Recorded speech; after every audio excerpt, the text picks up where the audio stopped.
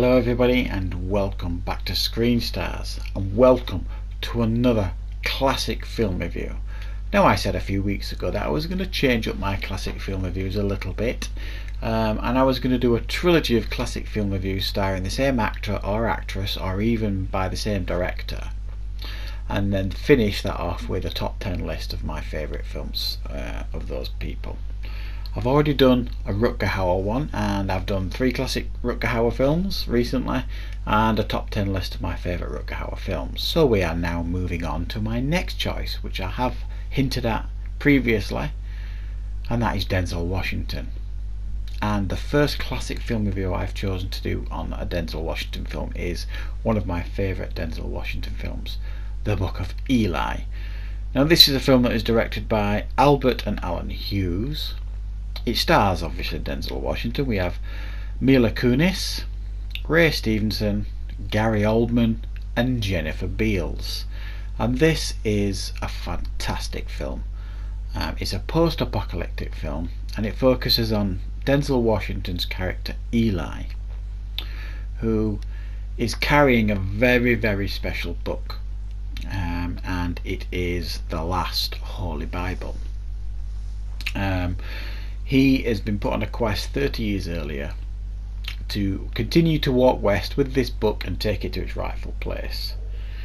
And he soon comes across a town that is run by Gary Oldman's character Carnegie, who's a really vicious guy who runs this town with an iron fist, and he sends out gangs of people to savage the land and kill and pillage to find books. And Gary Oldman's character Carnegie is desperate to find a Bible. He wants this Bible because he believes it will give him the power to get people to flock to him, flock to his town. It'll give him the power to control them, to build new settlements, and to be the leader and ruler of it all. He recognises the power of the book, but he can't find it. The gangs keep coming back with rubbish, not the books that he's looking for. So he's really, really frustrated. And in wanders Denzel Washington's character to his town. He gets in a bit of a scuffle in the bar, takes out some of Carnegie's henchmen easily, and Carnegie makes a deal with him. He wants him to work for him initially. He wants Denzel Washington to stay in his town and be one of his enforcers, but Denzel Washington is not interested at all. However, it then comes to Gary Oldman's attention that he may well be carrying the book that he has been longing for and searching for so long, but Denzel Washington is not in the mood to give that book up so easily. So he tries to get out of this town with Mila Kunis's character Solara in tow, desperate to get out of this town and to leave with Denzel Washington's character Eli, all in the while being pursued by Gary Oldman and a huge convoy of henchmen from this town in search of this book that Denzel Washington is carrying. So that's the story of the Book of Eli. What do I think of the Book of Eli? I honestly, this is easily one of my favourite Denzel Washington films.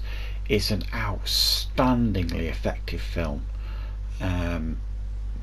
It says so much without saying much at all. I mean, there's no dialogue at all for the first 8 minutes. The first words are uttered 8 minutes in. You don't hear any spoken words. The colour palette is to perfection in this film, in that there's hardly any colour. It's very, very bleak to look at with just hints of colour here and there. It's filmed beautifully. Even though it's very, very bleak, it's very, very beautiful to look at.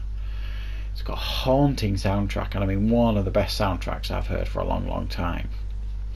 Outstanding performances by everybody, chief of which is Denzel Washington, who is just amazing in this film. A great, great performance. He always gives good performances. I know it's Denzel Washington, but he's particularly good in this film. He lost about £50 to play Eli in this film because his rationale about that was that food would be hard to come by in a post-apocalyptic future, so he obviously wouldn't be overweight in any way, so he lost a lot of weight to play this part. And it's just it's got a great message, this film. Of course it has religious undertones throughout the whole thing, of course it does, but I'm not a religious person, and that didn't bother me at all. I really thought it was a great, well thought out written film. But it's got some absolutely belting action scenes in it as well, this film, and I mean cracking action scenes. When he goes for it in this, Denzel, he absolutely kicks ass, and he's brutal. And apparently, he was trained by one of Bruce Lee's former students for this film. And he absolutely, the physicality he shows in this film is brilliant. I mean, when he does action films, Denzel, he really commits to them, and he makes a really convincing action lead when he does them. And with the acting prowess that he has, it makes for really captivating performances when he does them. And this is such a fantastic film to watch and enjoy. I think this was the first time I saw Mila Kunis in, and I was impressed with her at the time when I saw this. This is from 2010, this film. I don't think it was her first film, but I think up to this point, before this was made, she hadn't made many films, I don't believe. Gary Oldman is as sinister as usual when he plays the bad guy. It's not quite pantomime. He does make quite an effective villain here. Jennifer Beals as well, who plays Mila Kunis' mother in this, is really good too. I didn't realise it was Jennifer Beals until I looked at the cast list. And Ray Stevenson plays his head henchman, Gary Oldman's head henchman, who wants Solaris for himself, and he only agrees to help Gary Oldman if he can have her for himself. It's just a really good post-apocalyptic film. It's superbly made, superbly acted. It's got a really fantastic, unique look about it. Very bleak but beautiful. Out of this world soundtrack, and there's not much more I can say about it really, other than it's bloody good, and you should watch it if you've never seen it. So it's a 9 out of 10 for me. I think one of my favourite Denzel films of all time, definitely.